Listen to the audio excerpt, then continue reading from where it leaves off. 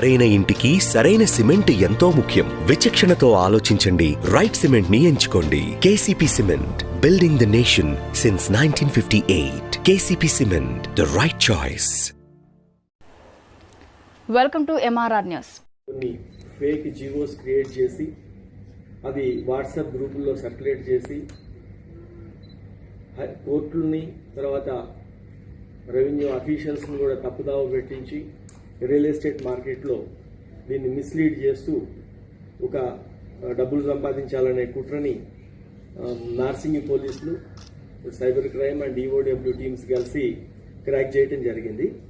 విషయాల్లోకి వస్తే గండిపేటలో survey number 18లో 104 ఎకరాల 25 గుంటల ప్రభుత్వ భూమి ఉంది.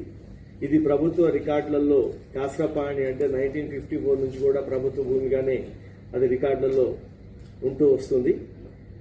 దీన్ని అదే ఊరు సంబంధించిన నిమ్మల దశరథ్ అని చెప్పి ఆ గ్రామస్తుల్లో ఒక కుటుంబము దాంట్లోకి అప్పుడప్పుడు మధ్యలో వచ్చిపోతూ ఒక 10 ఎకరాలని ఇది మాకే వస్తుంది అని చెప్పి ఒకటి ఫాల్స్ క్లెయిమ్ కూడా స్టార్ట్ చేయటం, రెవెన్యూ అఫీషియల్స్ వాళ్ళని ఖాళీ చేయించాలనే ప్రయత్నం చేస్తున్నారని తెలుసుకొని 2012లో హైకోర్టులో ఒక రిట్ పిటిషన్ కూడా ఫైల్ చేయడం జరిగింది.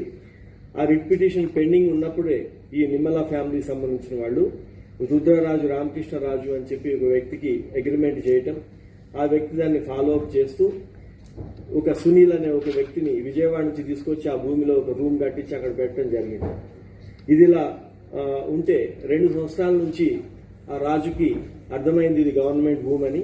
అతను వదిలేసుకొని ఈ సునీల్ కాల్ చేసినా ఎవరు చేసినా కూడా రెస్పాండ్ కాలేదు. అప్పుడు నిమ్మల ఫ్యామిలీని ఆ సునీల్ దాంట్లో కంటిన్యూ చేస్తూ వచ్చారు.